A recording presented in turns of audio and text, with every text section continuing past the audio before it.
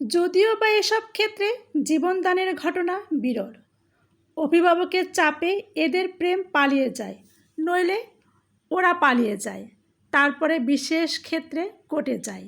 এ জাতীয় প্রেম ভবিষ্যৎ অন্ধকার। চাইনিজদের ভালোবাসা অনেকটা এরকম। পকেটে যতক্ষণ পয়সা আছে, প্রেমিকা যতক্ষণ ক্ষুধা আছে, ভালোবাসার ডেটিং চলতে থাকে। পয়সা শেষ, ভালোবাসা শেষ। তারপর কিছু কিছু ভালোবাসা আছে একতরফা। ডিশের এবং ভিসিআরের কল্যাণে মুম্বাইয়ের আমির, সালমান খান, শাহরুখ খানকে ভালোবেসে অনেকেই রাতে রঙিন স্বপ্ন দেখেছে। হঠাৎ স্বপ্ন ভেঙে এবং ভালোবাসার মৃত্যু। কিছু কিছু প্রেম আছে পাশের বাসার সুন্দরী মেয়েটিকে প্রচণ্ড ভালোবাসে। মেয়েটি হয়তো ছেলেটির দিকে তাকিয়ে মুচকি হেসেছে। এ হাসি ভালোবাসা নয়, অন্য কারণও হতে পারে। ছেলেটি ভাবলো মেয়েটির মত আছে। প্রেম কামনায় প্রতিদিন কাজকর্ম না থাকলেও পরিপাটির চুল, টিপটপ পোশাক আশাকে বনে যায়। একদিন সাহস করে ফুলের গুচ্ছা দিতে গিয়ে প্রতিদানে মেয়েটির চপাটাঘাত, ভালোবাসা উধাও। যুবক এখন ভালোবাসে ডাইল।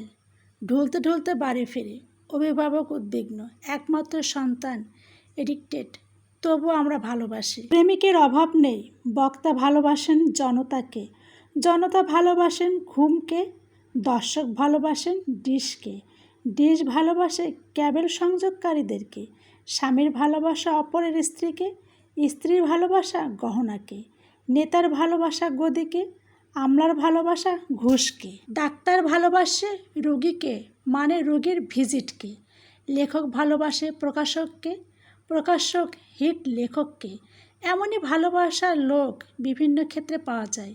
একটি নির্দিষ্ট টার্গেট নিয়ে এসব ভালোবাসার জন্ম। টার্গেট পূরণ হলেই ভালোবাসা উধাও। যে কারণে দেশে এত দেশপ্রেমিক থাকা সত্ত্বেও দেশপ্রেমিক খুঁজে পাওয়া যায় না। হাটে বাজারে বক্তৃতা বিবৃতিতে ভাষণে শাসনে প্রশাসনে দেশপ্রেম কোথায়? দেশের জন্য জীবন উজাড় করে দেওয়ার কথা, অথচ এত দেশপ্রেমিক থাকা সত্ত্বেও দেশ সেভাবে এগোচ্ছে না। এ কারণে এই প্রেম গভীরতা নেই। এই প্রেমে ভালোবাসার সঙ্গে আধ্যাত্মিক যোগ নেই।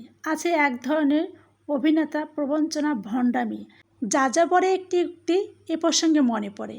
প্রেম জীবনকে দেয় ঐশ্বর্য, মৃত্যুকে দেয় মহিমা, কিন্তু প্রবঞ্চিতকে দেয় কি? দাহ। সুতরাং প্রবঞ্চক মিথ্যুক, অসৎ প্রেমিকে ভরপুর চারদিকে। ভালোবাসা পাবেন কি করে? ভণ্ড প্রেমিকদের দেশপ্রেম আসবে কোত্থেকে? প্রেম বাজে মাল নয়, কিংবা ভোজ্য তেল নয় যে ভেজাল দিয়ে চালানো যাবে, চলবে, তবে তা ক্ষণস্থায়ী। ক্ষমতাবান এক লোক যিনি দান করতে খুব ভালোবাসেন, তার একটি অদ্ভুত শখ ছিল। তিনি যাকে দান করতেন তাকে বলতেন, তুমি যা চাইবে তোমার বন্ধু তার দ্বিগুণ পাবে।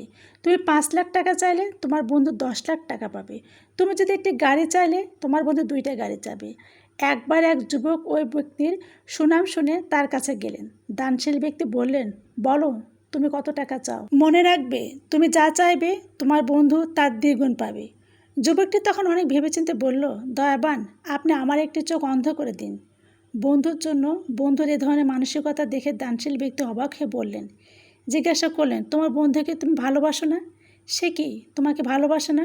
সে আমাকে ভালোবাসে, তবে তার ভালোবাসা প্রকৃত এত কৃত্রিম এবং জঘন্য যে আমি বাধ্য হয়ে আমার একটি চোখের পরিবর্তে হলো তার 2টি চোখের ক্ষতি চাই।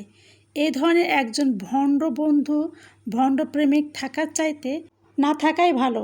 বন্ধুর জবাব। আজ ছিল এর শেষ পর্ব। আর এই পুরো গল্পটি আমি সংগ্রহ করেছি হানিফ সংকেতের হামানদিস্তা বই থেকে। ভাববেন না আমার লেখা। ভালো থাকবেন সকলে। আল্লাহ হাফেজ।